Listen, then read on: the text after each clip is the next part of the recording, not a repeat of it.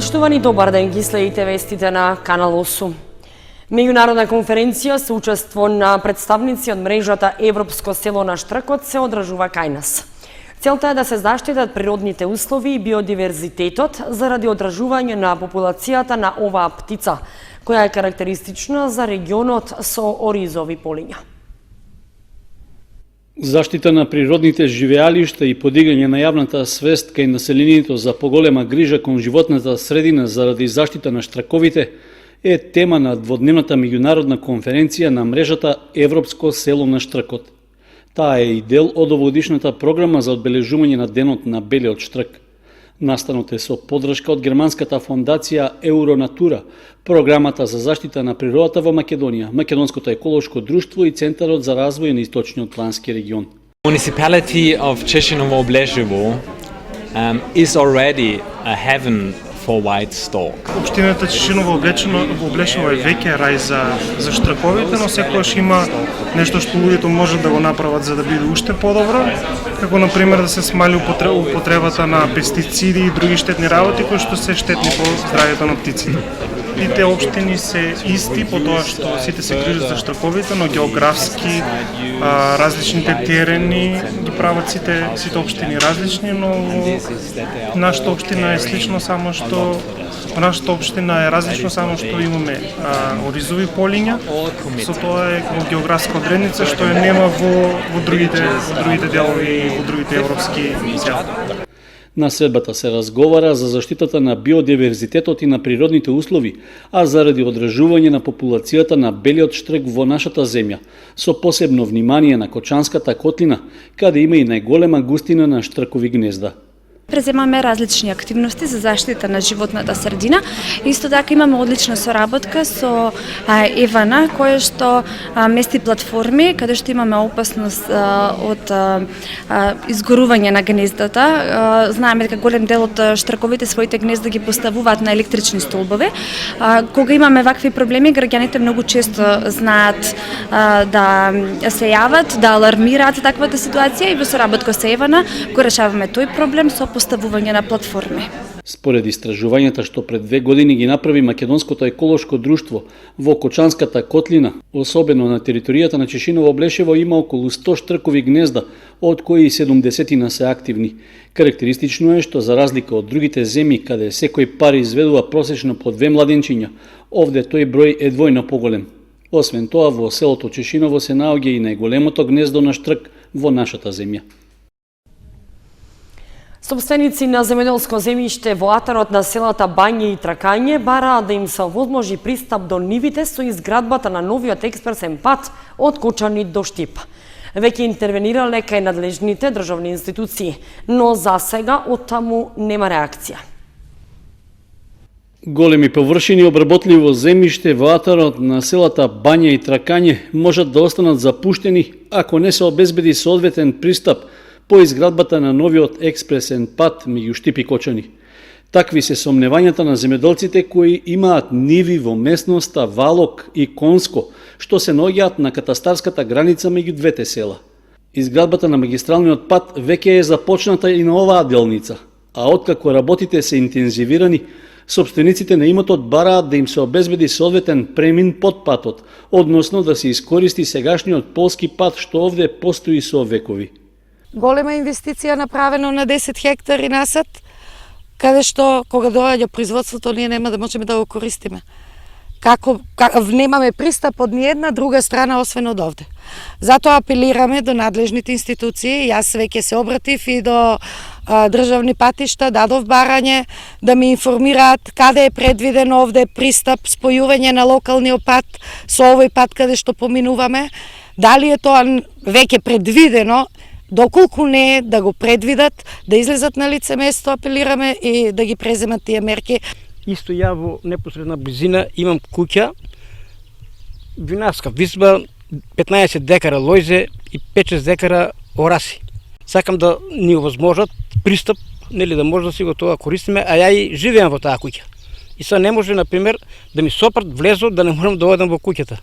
Освен што ќе се прекине и ќе стане неупотреблив постојниот полски пат, што меѓу местното население е познат како пазарски пат, Собствениците стравуваат дека за да стигнат до нивите, во иднина ќе мора да бараат и алтернативни решенија. За да придеме до тамо, ние треба да биколеме уште некои 12-15 километра, каде и нема пат, и без патје, за да стигнеме да обработиме површините. Мислиме дека не е во ред, затоа што дадовме иницијатива за да пропустот кој сега веќе се започна, и за тоа ве повикавме, веќе се започна да се прави на локација од 100 метра пониску, место да се прави на ова сама локација каде ќе има повеќе намени. И ќе биде пропуст као подвозник за ние да проаѓаме со механизација со возила и во исто време ќе ги собери и атмосферските води. Постојниот полски пат е со должина од околу 1000 метри и поврзува повеќе од 500 хектари обработливо земјиште. Собствениците на нивите велат дека ќе губат и дополнително време за да стигнат до нив. Имам свој имот во атарот на село Бање со овој брзиот пат. Сега, каде што доаѓав до мојот имот за само 2-3 минути, сега треба да доаѓам за половина час и тоа да заобиколувам, да влегувам во селото и да се враќам назад, каде што и патот повеќе е непроводен. Градежната механизација за изградба на експресниот пат Штип-Кочани на терен е ангажирана околу расчистување на трасата и подготовка на земјените работи, а според интензитетот на работење, очигледно е дека на овој дел тоа брзо напредува. Ако во наредните денови не се најде решение за поврзување на полскиот пат со изградба на пропуст, односно со обраќаен подвозник под експресниот, тогаш собствениците на земјиштето ќе останат без решение како да стигнат до нивите. Очекуваат позитивен одговор од државните институции, за да не пропадне сегашното обработливо земјиште, за кое велат дека имаат планови и да го прошират. Нов председател на општинската организација на СДСМ од Кочани е Гоце Серафимов, кој веќе еднаш ја извршуваше истата функција за кочанските социјалдемократи. Промени на раководството на партијата на власт има и во Виница, каде за председател на партискиот огранок на СДСМ е назначен Тони Велков, актуелен председател на Советот на општината. Гоце Серафимов е новиот председател на општинската организација на СДСМ во Кочани. Такво е краткото известување што го даде портпаролот на партијата на власт, откако партискиот председател Зоран Заев неодамна информираше за промените, односно дека на сите досегашни раководители на општинските организации им завршил мандатот. Серафимов во партијата е активен подолг период, а ова ќе му биде враќање на позицијата за која веќе има искуство. Во септември 2009 година тој за прв пат дојде на чело на партискиот огранок на СДСМ во Кочани. Гоце Серафимов доаѓа на местото на досегашниот председател Дарко Радески, кој на функцијата беше назначен во средината на февруари минатата година. Промени на раководното место во општинската организација на СДСМ има и во Виница. Овде за нов председател е назначен Тони Велков, кој во моментот е и актуелен председател на општинскиот совет. Велков пак доаѓа на местото на Ивица Димитров, кој на последните локални избори беше избран за градоначалник, со што партијата за прв пат од осамостојувањето на државата доби свој член на раководното место во локалната самоуправа.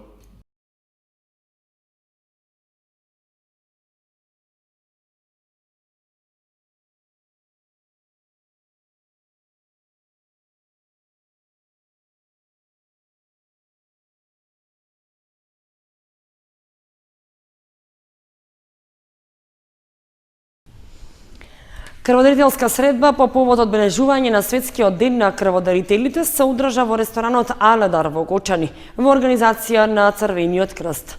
Беа поканети повеќе кратните крводарители и им беа врачени благодарници, значки и плакети во знак на благодарност за даруваната скапоцена течност.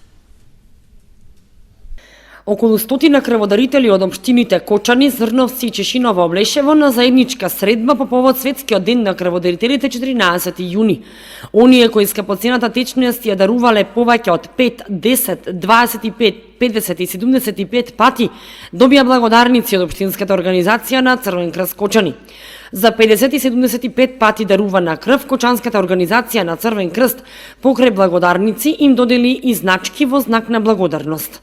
Обединетите нации го има означено 14 јуни како светскиот ден на крводарителството и оваа дата има за цел да се подигне значењето на самото крводарителство, како и да се даде внимание и почит на луѓето кои доброволно ја даруваат својата крв и со тоа спасуваат човечки животи. Во оваа насока, денеска Општинската организација на Црвен крст Кочани организира крводарителска средба.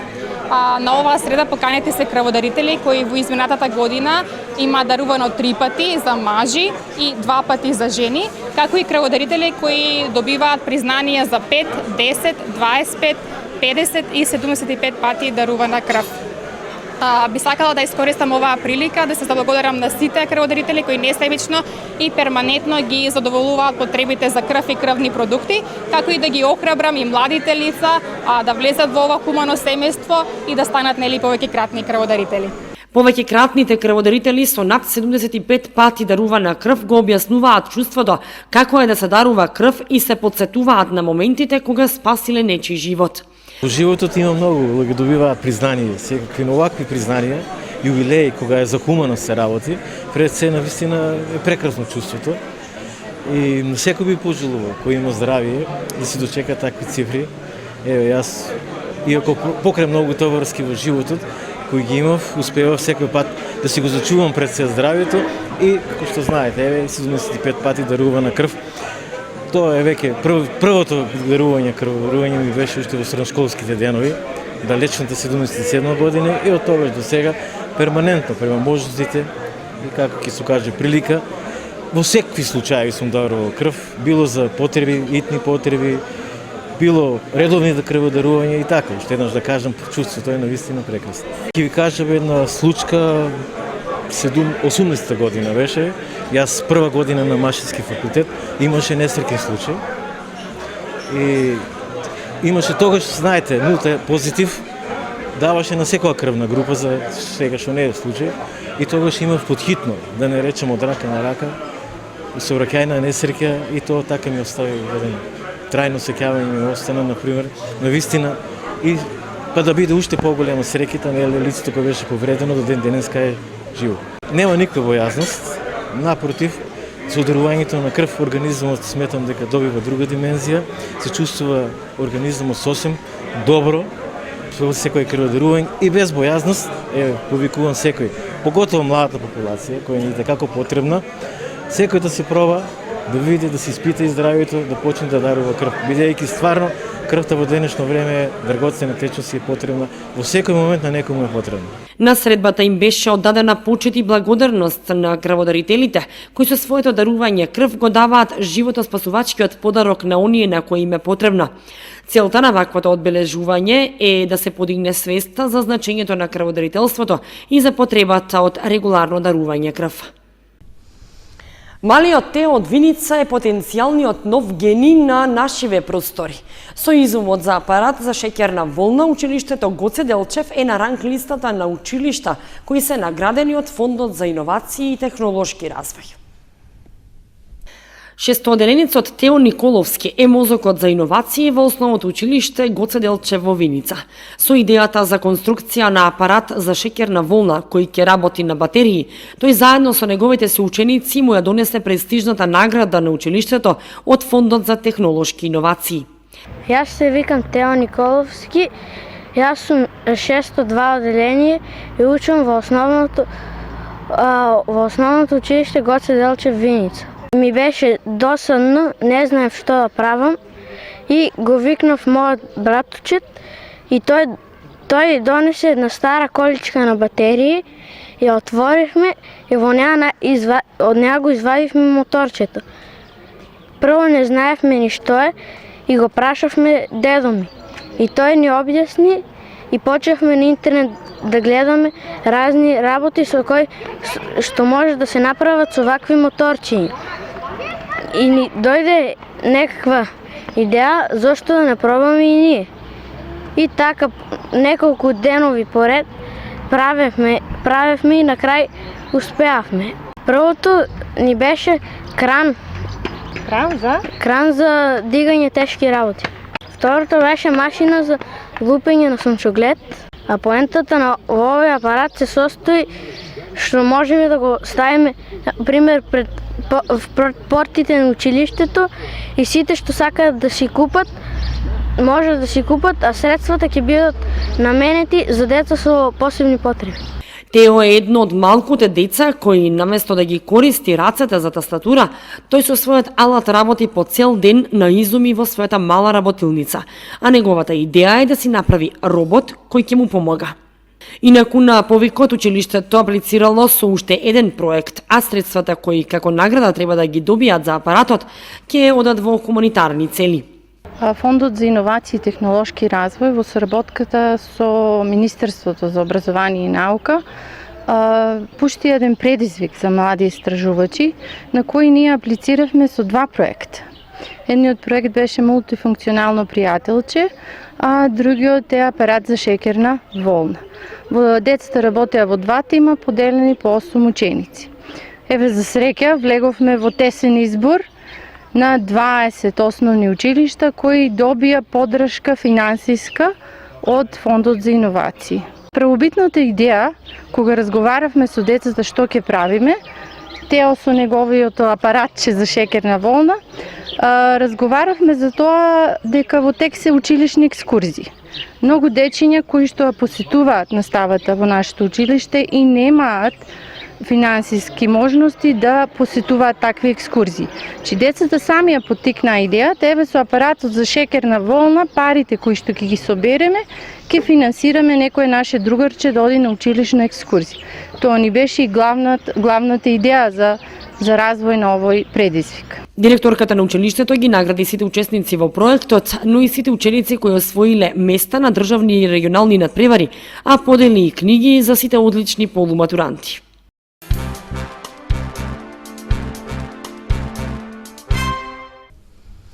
Да нема непотребни помпезни расфрлања и подготвување храна за задушница.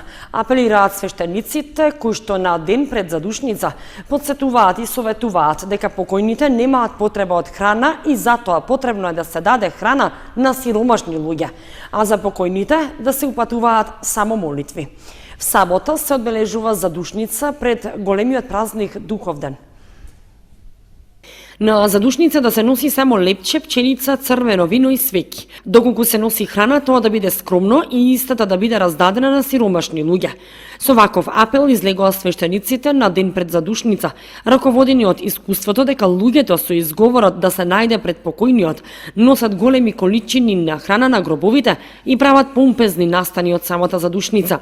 Покојните имаат потреба само од молитви, велат свештениците, и замолуваат на трапеливост кај роднините на починатите на самиот ден задушница, бидејќи свештеници се малку, а покојни многу, па не може во исто време на сите гробови да се чита за душите на починатите.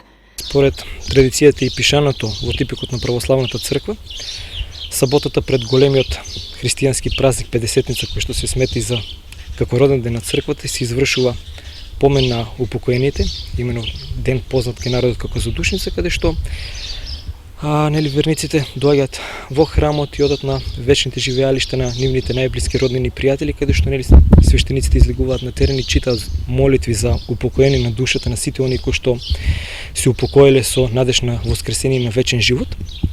Како секогаш, така и ова задушница, свештениците од храмот ќе бидат на градските гробишта во 7 часот, каде што ќе се читаат молитви за упокоение на душите на починатите наши блиски роднини и пријатели. Ги замолуваме, знаеме дека оваа задушница е највеќе посетени, ги замолуваме сите верници кои што ќе бидат на градските гробишта за трпение.